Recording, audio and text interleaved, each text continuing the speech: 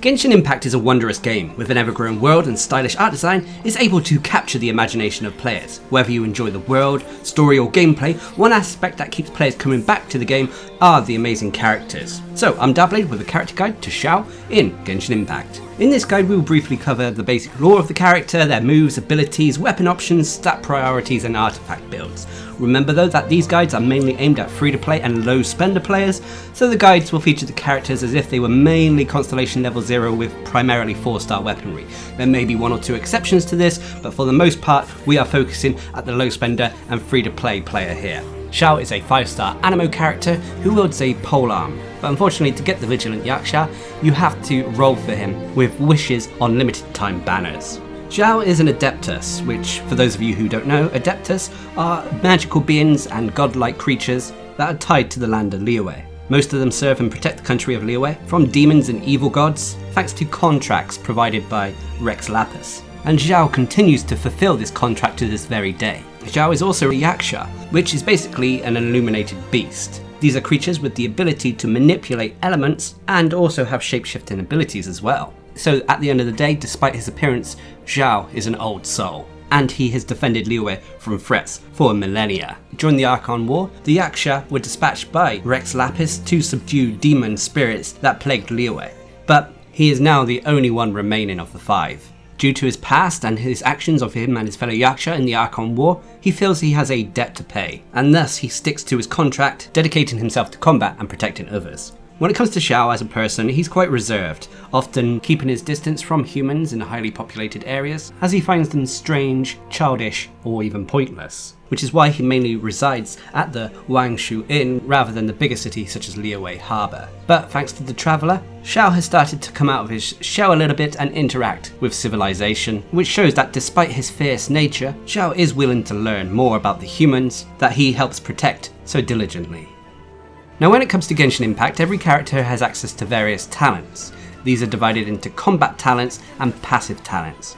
Combat talents are your moves and abilities that you perform whilst in fight, whilst passive talents are mechanics that work in the background of a character. When it comes to Xiao, his first combat talent is Normal Attacks Whirlwind Thrust. This could be performed in multiple ways by pressing the attack button. For simply tapping the attack button, you can perform normal attacks, which performs a 6-hit combo with your spear. This is a longish combo with multiple hits that is also very fast to perform. On top of that, you can also perform a charged attack by holding the attack button, to which you'll consume a small amount of stamina to perform a strong upwards thrust. This can also launch weaker opponents into the air. Finally, you'll have the plunging attack, which is performed by pressing the attack button whilst in mid-air, which will cause Xiao to plummet towards the ground, dealing damage in an AoE around the landing point. It should be noted with Xiao as well, that when it comes to plunging attacks, he suffers no damage from performing them from high altitudes. So that's something to be aware of.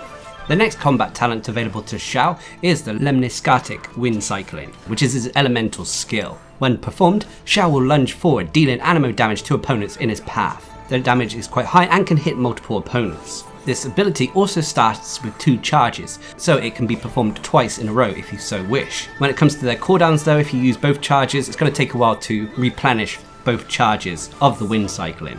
You can tell how many charges you have left via the dots above the elemental skill found on the HUD. You can also perform the wind cycling attack as well mid-air, adding to your maneuverability and allowing Xiao to attack hard to reach enemies. Finally, it should be noted that when using the Lemniscatic Wind Cycling, that after you perform the elemental skill, you can actually perform a plunging attack regardless of how high off the ground you are. And as Xiao excels when it comes to dealing plunging damage, this is something to be aware of and should be part of your attack rotation as well. This is because the plunging attack will also cancel out the recovery animation of the elemental skill, allowing you to continue your assault. And then finally for the combat talents is Bane of All Evil, which is your elemental burst. When activated, Xiao will don his Yaksha mask that set gods and demons alike trembling millennia ago. Now this elemental burst doesn't deal any damage per se, but it enhances all of Xiao's abilities. It greatly increases Xiao's jumping ability, allowing him to reach high into the air to perform strong plunging attacks. It increases his attack AoE and attack damage, and converts all of his damage into animo damage, which cannot be overridden by any other elemental infusions. However, there is a downside to this massive attack increase. In this state, Xiao will continuously lose HP. This effect will end though once Xiao leaves the field or falls in battle. So think of it as a burst that greatly enhances Xiao's attack capabilities, gives him access to animo damage attacks, but as a result slowly drains his health. Whilst the health drain is not normally enough to kill him, should he be damaged whilst in this state and with the health drain active, it can be risky. Nonetheless, the attack damage bonus is well worth it, as it allows Xiao to bring down foes very quickly in this state. One of the main reasons why this is so good is because of the fact that it allows Xiao to jump high into the air and perform plunging attack after plunging attack after plunging attack. This is because Xiao's plunging attacks are his strongest way of dealing damage, and on top of that it allows him to deal some of the best AoE damage in the game, making this an exceedingly good elemental burst for when it comes to taking on groups of opponents. Against single targets, you may want to add a few extra attacks such as normal attacks or charging attacks to break up the recovery animations of your plunging attacks. Normally I would plunge attack, go into a charge attack, go into a plunge attack again, if this was the case. But for the most part, when Bane of All Evil is active, Xiao becomes one of the best DPS characters in the game. But let's move on to the passive talents available to Xiao. Like I said, these are mechanics that work in the background of a character. First of all is Conqueror of Evil, Tamer of Demons. Whilst under the effect of the Bane of All Evil, so your elemental burst, all damage dealt by Xiao is increased by 5%. The damage is increased by a further 5% every 3 seconds the ability persists, up to a maximum of 25% damage increase. So this just all adds to Xiao's overall damage. The next passive talent is Dissolution Aeon, Heavenfall. Using the Lemniscatic Wind Cycling, so your elemental skill, increases the damage of additional uses of the skill by 15%. This effect lasts for 7 seconds and can stack up to a maximum of 3 times.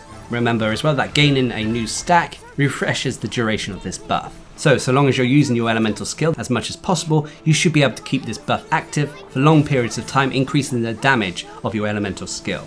And then finally the last passive talent is Ascension, Gravity Defier. This is an exploration talent that decreases stamina consumption when you're climbing mountains and other surfaces. So when Xiao's in your team, your party will consume 20% less stamina when you're exploring the world. So those are all the talents available to Xiao.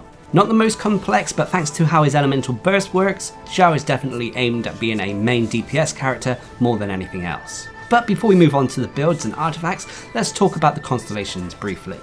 Now remember, like I said, these guides are aimed at free-to-play and low-spender players, so I'm not going to go into great detail here, but if you were able to get some Constellations for Xiao, there are 2 that are useful. The first is the Dissolution Aeon, Destroyer of Worlds, which is Constellation level 1. Basically, this increases the Lemniscatic Wind Cycling charges by 1, so it allows you to use your elemental skill up to 3 times. This is very useful as it allows you to deal more damage very quickly, as well as maintain the Dissolution Aeon Heavenfall buffs, and on top of that allows Xiao to generate more energy particles for himself. The other constellation that is worth noting is Constellation level 6, Conqueror of Evil, Guardian Yaksha. Whilst under the effect of Bane of All Evil, so your elemental burst, hitting at least 2 opponents with Xiao's plunging attack will immediately grant him 1 charge of the Lemniscatic Wind Cycling for the next 1 second. He may then use this Wind Cycling attack while ignoring its cooldown. So when you hit 2 or more opponents with your plunging attack whilst under the effect of your elemental burst, it allows you to immediately use your elemental skill regardless of if it's on cooldown or not, or triggering a cooldown. It basically gives you a free use of your elemental skill. But there we have it, those are all the Constellations. Let's move on to the next part of the video where we talk about the builds that I like to use for Xiao.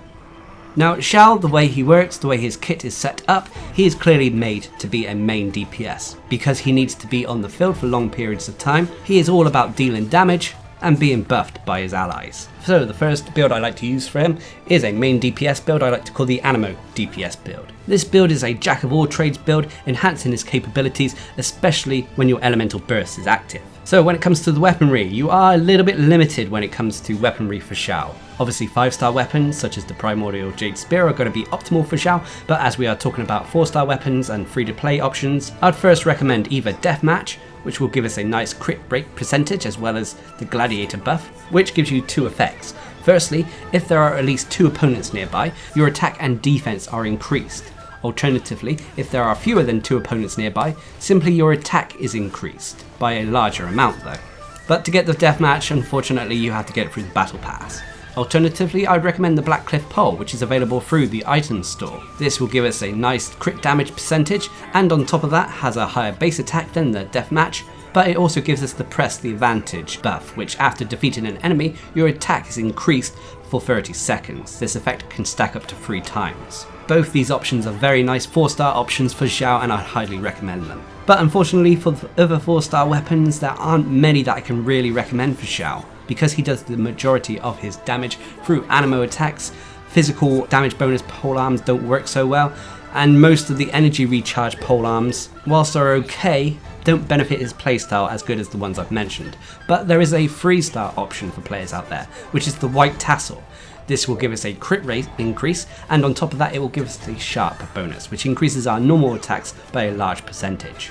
So there are options out there for Xiao, even if they are a little bit limited overall.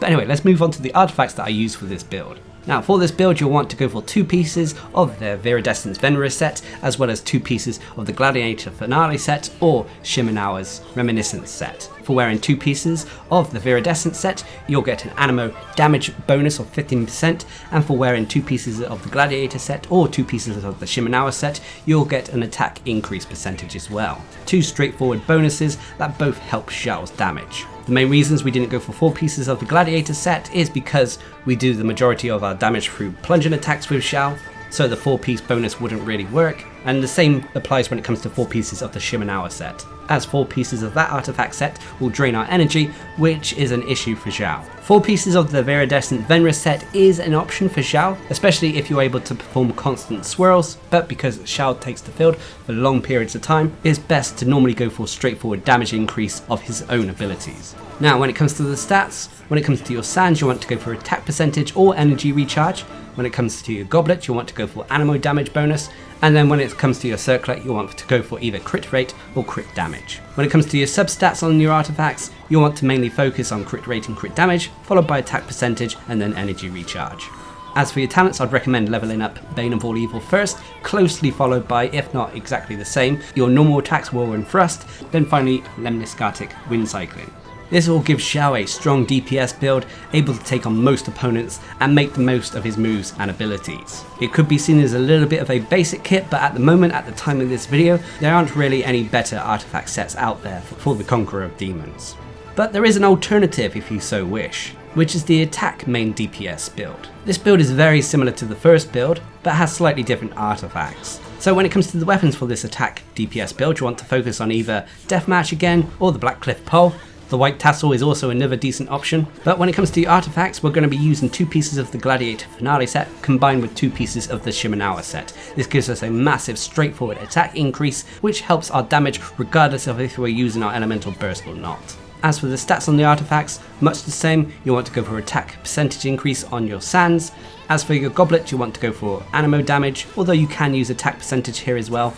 And then for your circlet, you want to go for crit rate or crit damage.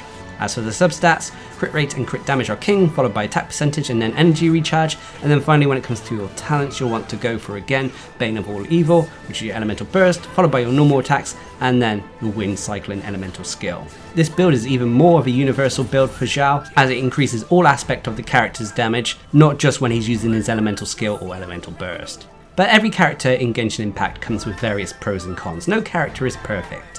When it comes to Xiao, his biggest pros are his damage output, especially when it comes to dealing AoE damage. Thanks to the Bane of All Evil, his elemental burst combined with his effective use of using plunging attacks, he's able to dish out lots of damage to multiple opponents very quickly. The next pro for Xiao, which also ties into his damage, is that all of his attacks are fast. His normal attack combos are fast, his plunging attacks are fast, his elemental skill attacks are fast. He is a fast character, which ultimately adds to his ability to deal damage to opponents. And then finally for the pros is that he is good when it comes to traversal teams. Thanks to the fact that he doesn't consume as much stamina when climbing mountains, his elemental skill, the wind cycle, can be used to traverse the environment quite effectively, and he is an anemo character, which when coupled with a second anemo character increases our speed as well as our cooldowns. It all makes him great for when it comes to exploring Teyvat. But of course every character has cons. The biggest cons for Xiao include the fact that his elemental burst will drain his health, which means that it can be risky, especially should you take damage whilst under the effect of the Bane of All Evil. And the other con is, unfortunately, whilst it's not the highest, Xiao's elemental burst has a high energy cost, which means sometimes he'll need a second anemo character in the team to be a battery to allow him to use his elemental burst more quickly. But despite his cons, Xiao is still one of the most powerful DPS characters in the game, especially when you're able to counter that health drain with other characters. Which brings us into the next section, which we talk about team compositions. Now, while Xiao could be seen as a little bit of a selfish character, as in he stays on the field for long periods of time, he is made even better and his shortcomings addressed when coupled with his allies. Having a healer on your team is sorely needed with Xiao to counter that health drain of your elemental burst. My personal favourites are either Barbara or Chi-Chi, whose heal will follow Xiao around regardless of where he is on the battlefield. I'd also recommend shielding characters, especially if you're able to get Zhongli, to help add to his defense when his elemental burst is active. I would also recommend making use of characters who have moves and abilities that persist on the battlefield even if they are not the active character. This way, as Xiao is on the field for long periods of time, he can still create swirl reactions when his anemo attacks interact with his allies' abilities that are still active on the battlefield. Lastly, I'd also recommend using an additional anemo character in a team with Xiao to perform a sort of battery role. This means that you'll be able to counter the high energy cost of Xiao's elemental burst thanks to the second anemo character generating more anemo particles to power his burst up. This way, using teams like this will counter all of Xiao's shortcomings, pretty much negating the cons the character has. But overall, Xiao is a powerful character. He is one of the strongest DPSs in the game, especially when it comes to dealing AoE damage, and on top of that, thanks to him being an anemo character, rarely is an opponent completely immune to his attacks. So long as he's coupled with a right team that counter his shortcomings, and you're used to that health drain when his elemental burst is active, you'll find that you'll have your hands on one of the most powerful characters in the game. So there we have it, that is my character guide and overview to Xiao in Genshin Impact. Now remember, there are multiple ways to play and use the characters in the game, which is one of the many aspects that makes Genshin Impact so enjoyable for me. So at the end of the day, use the characters how you want to use them. These builds are just how I personally like to use the characters, and I hope they help you out in your adventures. So until next time, I've been Darcblade, bringing you a character guide to Xiao in Genshin Impact. Hope you enjoyed the video, thanks for watching, subscribe and like for more.